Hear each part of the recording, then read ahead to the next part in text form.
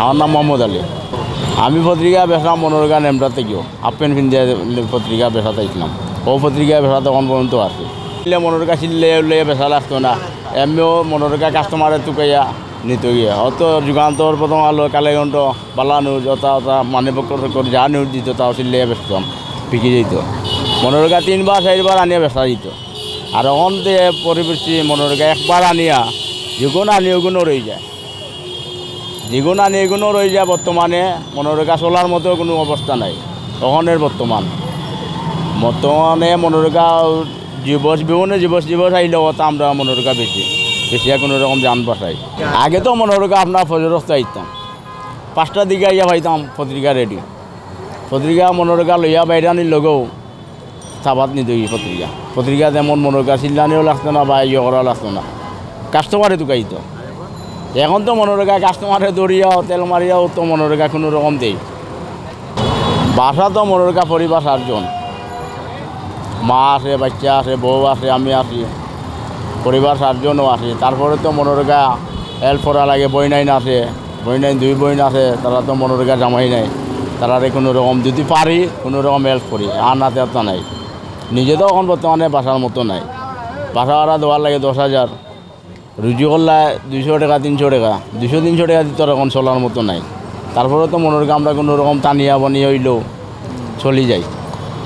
বাজারে গেলেও তো মনোরগা 1000-1200 না লইয়া গেলে চলা যেত না, বাজার লওয়া যেত না। এক পথ বাজার লইলেও দেখা যায় 100-150 টাকাই আছে গিয়ে। তো বাকি টাকা আমরা মনোরগা কিলা ইনকাম করা যেত।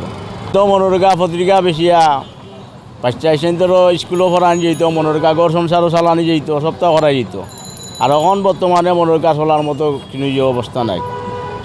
এখন যে অবস্থা মনোরগা যাব বিভিন্ন জীবস আইলে তার লগে ওটা বেশি আমি পত্রিকার লগে মনোরগা পত্রিকাও রাখলাম, ওগুলো রাখলাম। একটা মনোরগা বেচলে 3 টাকা মিলে যায় তখন বর্তমানে। এখন তো মনোরগা লাভ যদি আমার তারাও দেয় তারপরেও তো হইতো না। কারণ আগে দিছিল 8 আনা 4 আনা 1 টাকা এরকম লাভ দিত। আগে দিলে মনোরগা পত্রিকা সেরকম চলতো। মনোরগা 1000-1500-2000 জড়িয়ে যাওয়া যেত, তখন খরচ আসেন কম। এখন তো মনোরগা এক পত্রিকা দিয়ে আমার 60 টাকা।